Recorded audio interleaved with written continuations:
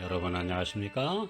오늘도 우리 함께 요한계시록 16장 세 번째 강의로 둘째와 셋째 피재앙이라는 주제로 말씀을 나누도록 하겠습니다.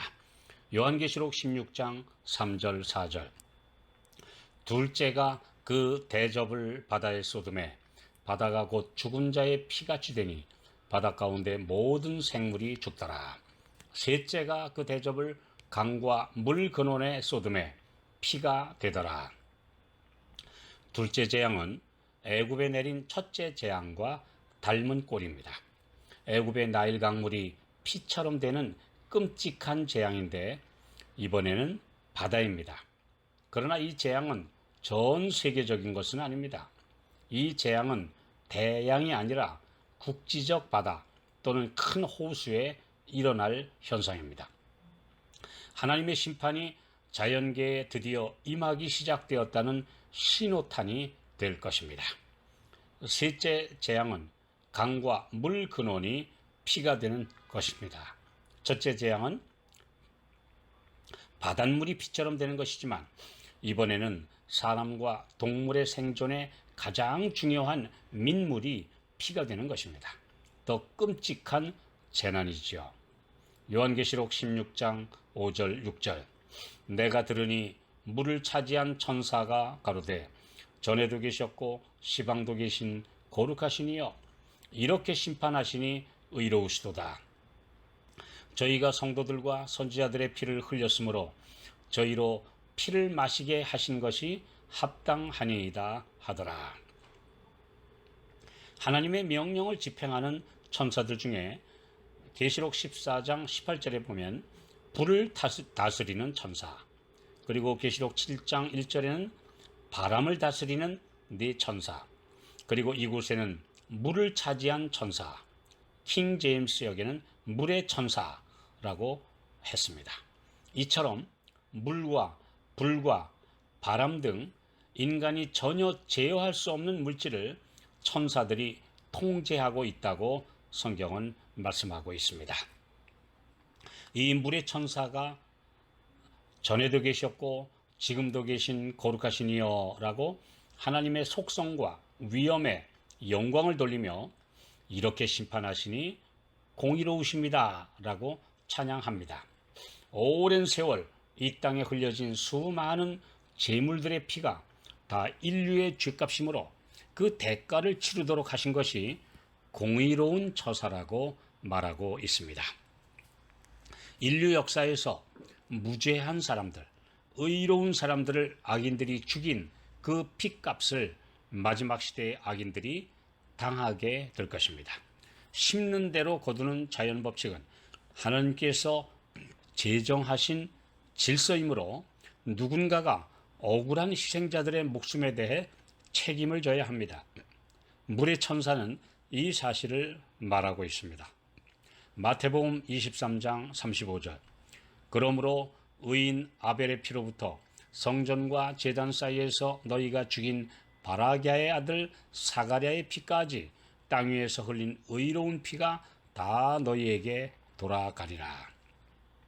최초의 순교자 아벨, 그리고 예수님 당시의 성경인 구약에서 마지막 책인 역대하서에 기록된 순교자 스가랴, 마태복음의 발음에서는 사가랴의 그 억울한 피를 배도한 세대가 책임져야 한다고 경고하셨습니다. 역대하 24장 22절 요아스 왕이 이와 같이 스가랴의 아비 여호야다에 베푼 은혜를 생각지 아니하고 그 아들을 죽이니 저가 죽을 때에 이르되 여호와는 감찰하시고 신원하여 주옵소서 하니라.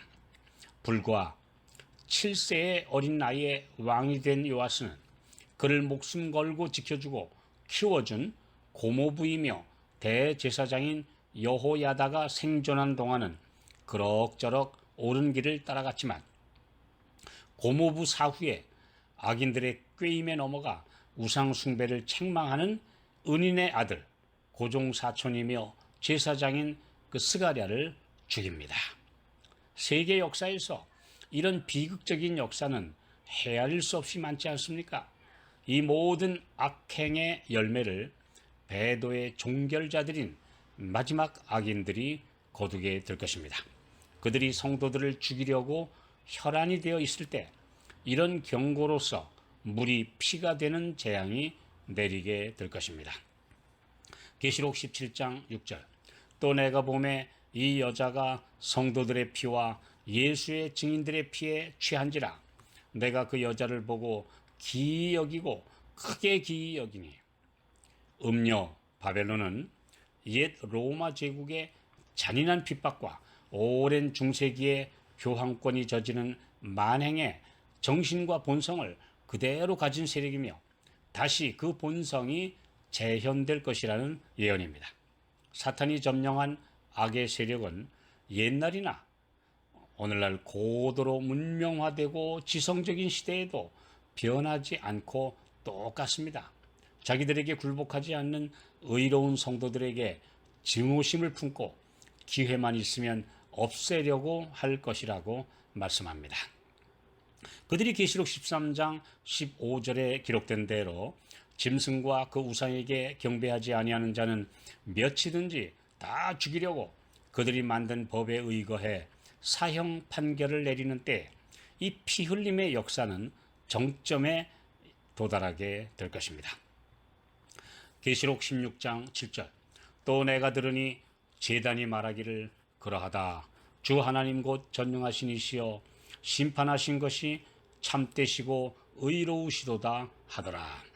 이 지구는 하늘 성소의 바깥들입니다. 이곳에서 수많은 희생 제사가 드려졌습니다. 그래서 계시록 6장 10절에는 제단 아래에 있는 영혼들, 곧 순교자들이 하나님께 신원해 달라고 호소하는 장면이 기록되어 있습니다. 번제단에서 죽임을 당한 수많은 동물들의 피가 그 아래 땅으로 흘러 스며들었고 때로는 너무 많이 흘러 기드론 시내로 흘러간 장면을 연상하게 합니다.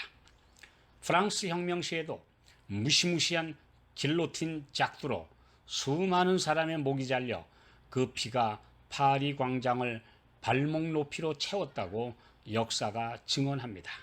이 땅은 피 흘림의 역사가 진행되어 왔고 그 억울한 피가 신원해 달라고 쏟아져 나와 샘과 시내와 강물을 가득 채우게 될 것입니다. 말 없는 자연계가 하나님의 심판을 의로우시다고 찬양한다는 비유적 예언입니다. 지금 세상은 심판의 날을 향하여 빠르게 돌진하고 있습니다.